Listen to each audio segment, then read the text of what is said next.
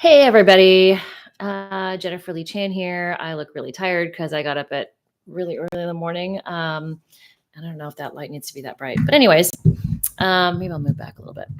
I am in Florida, and I'm here for the NFL annual meeting. And maybe I'll kind of wait a little bit until everybody gets on here. But let's see here. There we go. That might be a little better. That light's really harsh, and I'm really tired. So we're going to talk to John Lynch, Kyle Shanahan, Jed York will all be here. It is the NFL annual meeting. It's where they discuss rule changes, that type of thing. And then every coach has availability for about a half an hour. And then every GM has an availability for a half an hour. So we'll get a chance to talk to all of them. And it's kind of a point where we're going to have to ask John Lynch about the NFL offseason, which has been, quite frankly, devastating to the 49ers roster. So please let me know if there are questions you would like to hear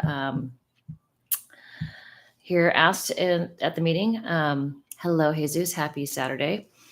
Can CMC get more help in running back depth? I mean, I think, honestly, the reason they let JP Mason go is because they really believe in Isaac Rendo. I do think that's why they made that move. And as much, they were never going to pay JP Mason $5 million. They just weren't. So Isaac Rendo is a guy. Patrick Taylor is who they have. I bet they'll draft a running back. This group of running backs coming out is very good. So very talented.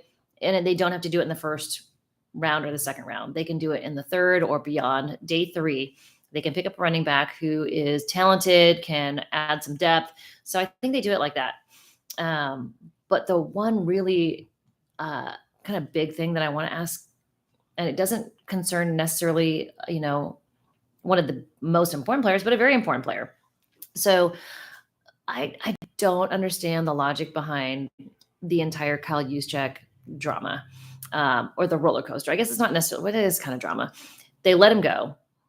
They take a cap hit, and then they sign him back, and it's about the same or not, if not a little bit more money. I don't know if they were going to okay, see if you can test the market, see if you can go out there and see if you can make more money. Obviously, he fits best with the 49ers. I know that the Pittsburgh Steelers were interested in him. Mike Tomlin played against Kyle Juszczyk quite a bit, especially when he was in Baltimore. Pete Carroll was interested in Kyle Juszczyk in Las Vegas. He's played against Kyle Juszczyk a lot. So it's kind of like these old school coaches that have fullbacks. They were interested in bringing Kyle Juszczyk. So, he ended up re-signing with the 49ers, but it didn't save them any money. So I don't understand the whole logic. So hopefully we will get a little background from John Lynch on what exactly is going on. Also, Leonard Floyd, Malik Collins, why did they let those guys go? They played so many snaps last year, played every single game. Why do you not keep guys who are utilitarian players like that on the roster when, they've been there? They didn't get hurt like Christian McCaffrey, Trent Williams, and Brandon Ayuk. So, they were valuable.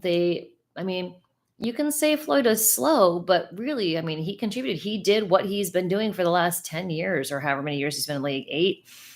Every year he plays a ton of snaps. He gets 8 or 9 to 10 sacks.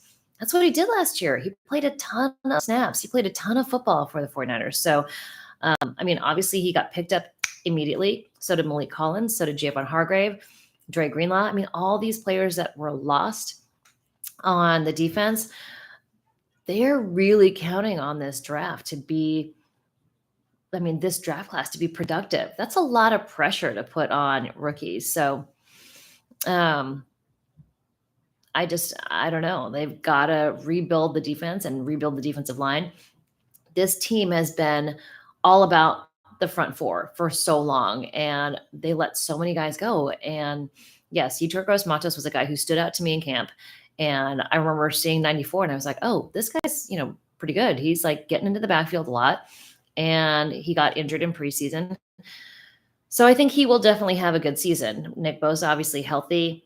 But the two interior guys, it's Jordan Elliott, who's not bad by any means, but he's not Javon Hargrave. And then it's Kevin Givens, who has been in the system for a really long time. I know Nick Bosa loves him. I know Chris Kasarik loves him.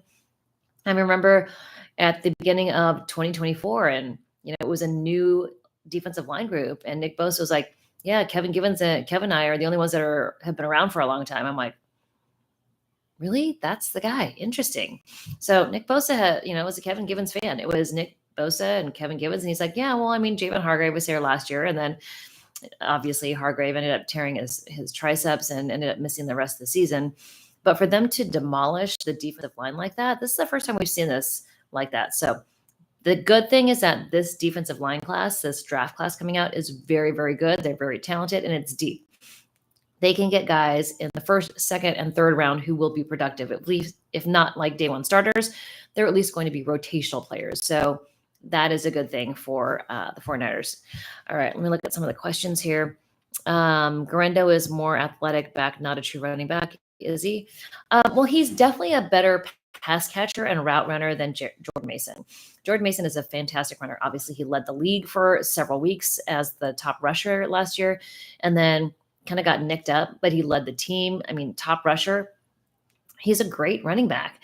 He got the jugs machine during the offseason, but he's just not as refined as a route runner as Isaac Garendo and obviously Christian McCaffrey. So I think when you look at where they're going to put their eggs, they're going to put in the Isaac Garendo basket because he's got a couple more years where he's still in a rookie contract. He's going to be less expensive, and he does run routes really well. He's got good hands. I think he's going to get a lot more opportunities to do those, just choice routes, kind of something, the bubble screens, that type of thing, short routes. That's what Isaac Garendo is going to kind of develop into. If there is a time, if Christian McCaffrey can't play for some reason, whether it's this year or whether it's in the future because, he's retiring or whatever the case may be, Isaac Garendo is a guy who's not going to be necessarily Christian McCaffrey, but he can play that role. So, I mean, Christian McCaffrey is a one-of-one, and it's, no one can replace him, but he's that style. Isaac Garendo is that mold. So that's why I think they want to get him. Do you think that Cam Scatabo is a realistic choice and would he fit Kyle Shanahan's system? I think, yeah, he's though. The thing about Cam Scatabo is that he's gotten so much attention that his draft stock has really gone up. I don't know that the 49ers take a running back in the first or second round. He's really talented. He can do everything. Another kind of versatile running back. So that is a possibility. But I don't know if they actually go up to, go to get him earlier. I think they've got other needs like linebacker, like defensive line that are more important instead of going that high with running back. Let's see here. Greenlaw is the only one I'm not happy about. Yeah. I mean, my last video I did was, is losing Dre Greenlaw the biggest mistake of the 49ers offseason? I mean, it really kind of is, because when you look at the draft, there's not as many stack linebackers that there have been in the past. There's not first rounders. There's two really. And, there's just not a lot out there. It's not a deep class of linebackers. It's not a hugely talented group of linebackers. And the ones that Jalen Walker is kind of a tweener. He's kind of an edge rusher, but also linebacker. He can do both. But which one does he do? You kind of want to, do it really well as opposed to doing a lot of things not as well. But I mean, young, raw talent, he could become much better. So, I mean, there's a lot of potential there. But we've seen what's happened sometimes when they draft for potential and then it doesn't necessarily pan out in the NFL. So,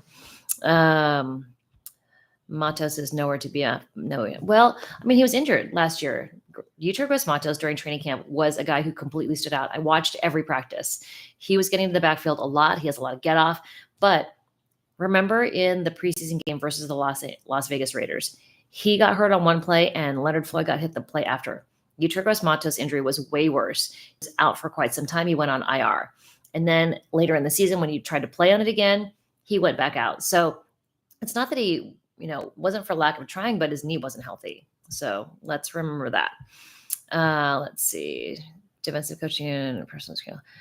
I mean, yes, the fact that the defensive coordinator has not been the same. This will be the fourth one in 4 years. That is not a good thing. But I think this one is going to be a good one. Now, is Robert Saleh going to be here in the Bay Area and here I'm in Florida, but you know what I mean. Is he going to be with the 49ers for more than one season?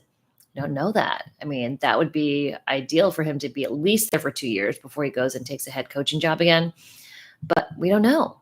So, the 49ers really need to get back up to speed on defense. Robert Saleh is a huge part of it. And I would think that he's been involved with all of these decisions with who they're letting go and who they might bring in and, where they might draft. There was a lot of doubt when the New York Jets drafted Will McDonald, and Robert Saleh saw a guy that he knew he could put in his system and play really well and benefit from the system. And it ended up being a really good move. Will McDonald had played extremely well. Seems like now a perfect fit for the New York Jets. So, he's got an eye for talent. He knows what he likes. And I think that part of that, not necessarily that they're flushing everybody through the defense other than Bosa, Warner, and Deommodore Lenoir. They're not. But I think he's definitely got a vision for what he wants to do. And part of that is, fixing the roster, putting it where he wants to have it. And I think a lot of that, of course, they are clearing cap space because they have to pay Brock Purdy. So they're getting rid of players that are going to cost a lot or were going to cost a lot of money in Leonard Floyd, in Dre Greenlaw, in Talanoa Hufanga, in, Leonard Floyd, Javon Hargrave, Malik Collins. So, I mean, they really cleared a lot of cap space. And it's not about cap. It's about cash, actually. They've been underneath the cap because they push all the money out into the future. So because the salary cap always rises, so like George Kittle, he got his extension a while back. The biggest hits of the money were last year and this year, his last year of his contract. So every time they do a long-term contract like that, the amount of the salary, I'm doing mirrored. So it goes up. So right there. So even though Brock Purdy, if he makes $55 million, he's still only going to make $5 million this year against the cap. He'll get a huge signing bonus, but the cap number for Brock Purdy is going to be very low in 2025. And then once he progresses into the actual contract, because this is the last year of his rookie contract, right? But he can sign for a huge extension. So it'll look like he's making $50-60 million this year, but technically against the cap, it's only going to be 5-ish. But he'll get a signing bonus, and then the signing bonus gets put on the books for later on when the cap is up and they have more space. So it's kind of an interesting methodology with how they manipulate the salary cap. It's a lot to lose for a quarterback. Yeah, I mean, it is. It's an interesting philosophy shift because the 49ers were so into putting a ton of money and resources into the defense, and now they're going to do it for the offense. And you look at who's around him. I mean, the fact that they signed Luke Farrell, 3 years, $20 million, 20.25. You've got George Kittle on a huge contract, Christian McCaffrey on a pretty decent sized contracts on the offense when it used to be mostly on the defense. So maybe it's time for the offense to pull their weight. Maybe Kyle Shanahan, John Lynch see, okay, we've got all of these players that are already under contract on the offense. That's going to be where everything's generated from. All the momentum is generated on the offense. When previously it really was on the defense when you look at it before, but they also didn't have a quarterback, right? So it was Nick Bosa and D Ford and, so many different guys on the defensive line when it was C.J. Beathard and Nick Mullins until they got Jimmy Garoppolo. So it's an interesting time for the 49ers. And so if there are any questions, so going to talk to John Lynch, Kyle Shanahan, and York. So I got to tell you, none of this happened without Jed York's approval. And if the salary cap was not an issue, they would be paying everybody. They would be keeping Dre Greenlaw and Talanoa Hufanga if they could. Because of the salary cap, they have to manipulate decisions. But if money were not, if the salary cap wasn't an issue and you could spend infinite amounts of money, I think they would do it because I think winning a Super Bowl is more important